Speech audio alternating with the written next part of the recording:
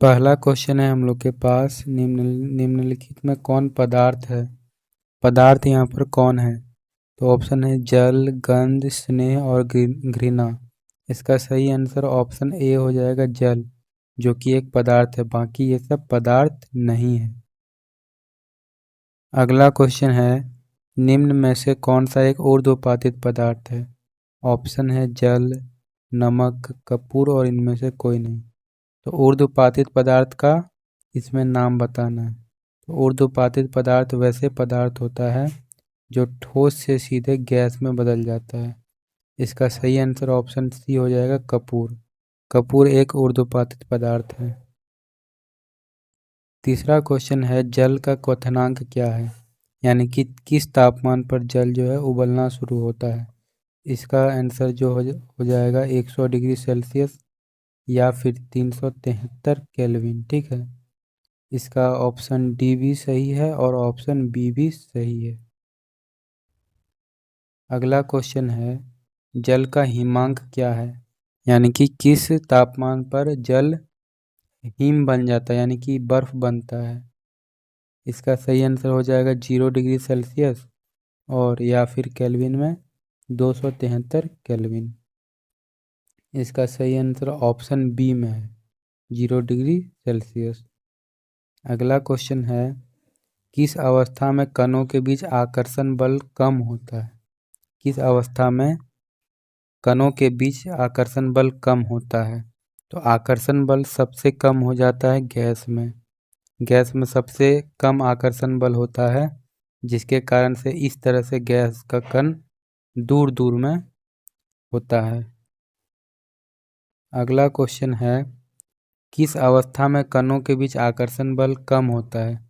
कम वाला हम लोग देख लिए, ठीक है, इसमें अधिक हो जाए। किस अवस्था में कणों के बीच आकर्षण बल अधिक होता है। तो अधिक आकर्षण बल हो जाएगा ठोस में।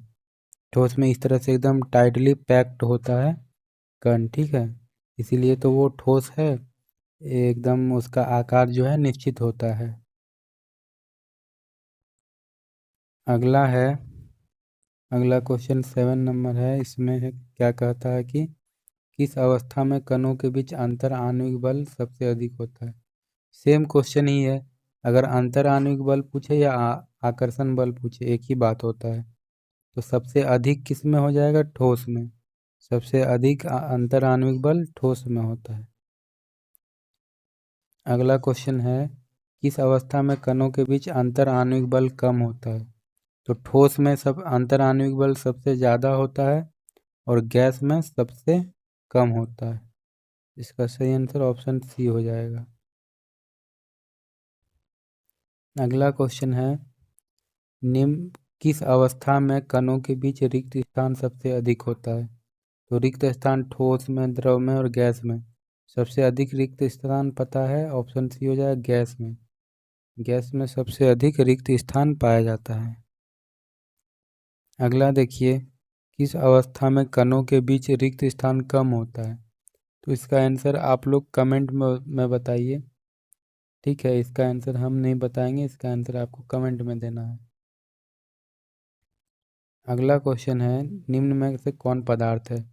इस टाइप का क्वेश्चन इंपॉर्टेंट रहता है, इसको याद रखना है। तो पहला ऑप्शन है गंध, ठंडा, प्रेम और ठंडा पेय। ठंडा पेय, ठीक है, इसका सही आंसर ऑप्शन 4 हो जाएगा, ठंडा पेय। ठंडा पेय का मतलब होता है कोल्ड ड्रिंक। कोल्ड ड्रिंक क्या है, एक पदार्थ है, ठीक है। अगला क्वेश्चन देखिए, 12 नंबर का है, निम्न में कौन पदार्थ है। उसी टाइप का क्वेश्चन है कि निम्न में कौन पदार्थ है। गंध हम लोग के पास पदार्थ नहीं है, शीत पदार्थ नहीं होता है, विचार पदार्थ नहीं होता है। ऑप्शन एक हो जाएगा सही, कुर्सी एक पदार्थ है। 13 नंबर का क्वेश्चन देखिए, निम्न में कौन पदार्थ नहीं है। क्वेश्चन थोड़ा उल्टा कर दिया है कि पदार्थ कौन नहीं है। तो हवा हम लोग का पदार्थ है, जल पदार्थ है, भोजन भी पदार्थ है, लेकिन 3 नंबर जो स्नेह कहता है वो पदार्थ नहीं है। इसका सही आंसर ऑप्शन 3 हो जाएगा। अगला देखिए, दूध है। तो दूध क्या है, इसका अवस्था इसमें पूछा गया है। दूध द्रव है, ठोस है, गैस है या बीईसी है। इसका सही आंसर ना ऑप्शन वन हो जाएगा द्रव। दूध क्या होता है? द्रव होता है। अगला क्वेश्चन है, अगरबत्ती की सुगंध आपको दूर से ही मिलती है, इससे पदार्थ के किस गुण का पता चलता है?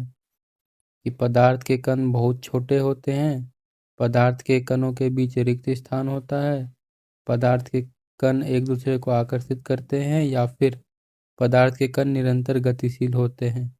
तो देखिए, अगरबत्ती का जो गंध है वो दूर दूर तक चला जाता है। ये इसीलिए होता है क्योंकि पदार्थ का ये सब जो कण है ना, ये सब बहुत ही ज़्यादा गतिशील होता है, एक जगह से दूसरी जगह जाते रहता है, जिसका वजह से क्या होता है कि अगरबत्ती की गंध जो है दूर से ही हम लोग तक पहुंच जाती है। अगला है कि शरबत बनाते समय चीनी पानी में घुल जाती है, यह पदार्थ का कौन सा गुण दर्शाता है?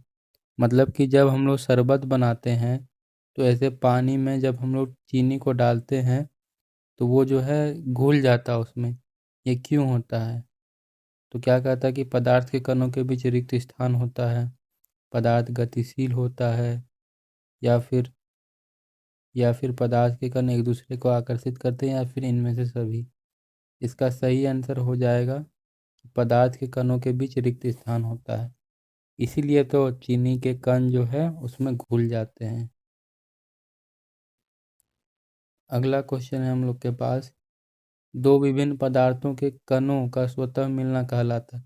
ये जो देखिए, ये बहुत इंपॉर्टेंट क्वेश्चन है क्लास 9 का, इसको याद रखिएगा। इसका सही आंसर हो जाएगा विसरण। ठीक है, दो पदार्थ के कणों का स्वतः मिलना विसरण कहलाता है। अगला है कि वह प्रक्रिया जिसमें इत्र की सुगंध वायु में चारों ओर फैल जाती है कहलाती है। मतलब कि किस प्रक्रिया से वायु में इत्र का गंध जो है फैल जाता है? इसका सही आंसर क्या हो जाएगा? विसरण। ठीक है, इसका सही आंसर हो जाएगा विसरण। अगला है, निम्नांकित में किस पदार्थ में विसरण की गति तेज होगी? किस पदार्थ में विसरण की गति तेज होगी? तो जल में, लोहा में, ऑक्सीजन में, या फिर तेल में? इसका सही आंसर हो जाएगा ऑक्सीजन, क्योंकि ऑक्सीजन एक गैस है और गैस में विसरण तेजी से होता है। अगला है कि निम्नांकित में द्रव अवस्था में कौन निश्चित होता है? द्रव अवस्था में क्या चीज़ निश्चित होता है? तो देखिए, दो ही चीज़ होता है। ठीक है, दो वो चीज़ याद रखिएगा, एक होता है आकार और एक होता है आयतन। ठीक है, तो द्रव में आकार जो होता है वो अनिश्चित होता है, लेकिन आयतन जो है वो निश्चित होता है। ठीक है, तो यहाँ पर हमें निश्चित पूछा है, इसका सही आंसर हो जाएगा आयतन। ठीक है, ऑप्शन नंबर 4 में है आयतन। आयतन इसका सही आंसर है। अगला है, निम्नांकित में कौन द्रव में अनिश्चित होता है? निम्नांकित में द्रव में कौन अनिश्चित होता है? अनिश्चित अभी तुरंत बताएं। आकार। आकार जो होता है वो द्रव में अनिश्चित होता है। ठीक है, इसीलिए तो वो फैलते रहता है इधर उधर उधर। अगर हम लोग टेबल में पानी को जो है गिरा देंगे तो वो बहने लगता है, इसी कारण से। अगला है कि किस अवस्था में अणुओं की ऊर्जा अधिकतम होती है? अणुओं की ऊर्जा सबसे अधिक होगी गैस में। ठीक है, अणुओं की ऊर्जा सबसे अधिक गैस में होगी, इसीलिए उसका कण जो है ऊर्जा लेकर के दूर दूर तक गति करता है। अगला है कि किस अवस्था में अणुओं की ऊर्जा कम होगी? तो गैस में हम लोग देख चुके थे कि सबसे अधिक था, तो ठोस में क्या हो जाएगा? सबसे कम हो जाएगा। ऑप्शन एक सही है। अगला है कि पदार्थ किस अवस्था में अंतर आणविक बल प्रबलतम होता है? इस टाइप का क्वेश्चन हम लोग पीछे भी देख चुके हैं। अंतर आणविक बल जो है ठोस में सबसे अधिक होगा। ठीक है, सबसे अधिक ठोस में होता है। अगला क्वेश्चन है, निम्न में किसमें कणों की अधिकतम गति होती है? ये सब क्वेश्चन इंपॉर्टेंट है दोस्तों, सब याद रखिएगा ये सब, कि निम्न में किसमें कणों की गति जो होती है ना अधिकतम होती है। अधिकतम गति किसमें हो जाएगा? गैस में। ठीक है, गैस में सबसे अधिकतम गति होती है। अगला है कि गैस के कणों के बीच आकर्षण बल होता है, मतलब कि कितना होता है, कम, ज़्यादा या कैसा? ठीक है, तो कणों के बीच आकर्षण बल क्या हो जाएगा? कम हो जाएगा। गैस के कणों के बीच आकर्षण बल कम हो जाता है। ठीक है, इसी कारण से वे जो है बहुत दूर दूर तक गति करते हैं।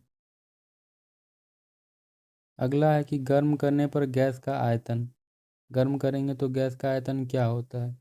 इसका सही आंसर हो जाएगा बी, बढ़ता है। ठीक है, कोई भी अगर गैस को गर्म कर देते हैं तो उसका आयतन क्या हो जाता है? बढ़ जाता है। अगला है शुद्ध जल का क्वथनांक क्या है? क्वथनांक का क्वेश्चन हम लोग देख चुके हैं। क्वथनांक मतलब कि किस टेम्परेचर पर उबलेगा। ठीक है, तो 100 डिग्री सेल्सियस या फिर 373 केल्विन। तो इसका ऑप्शन सी हो जाएगा, 373 केल्विन। फिर है कि बर्फ़ का गलनांक है। बर्फ़ कितना डिग्री पर गलने का शुरू होता है? तो 0 डिग्री सेल्सियस और या फिर 273 केल्विन। तो यहाँ पर ऑप्शन में 0 डिग्री सेल्सियस दिया गया है, यही इसका फाइनल आंसर है।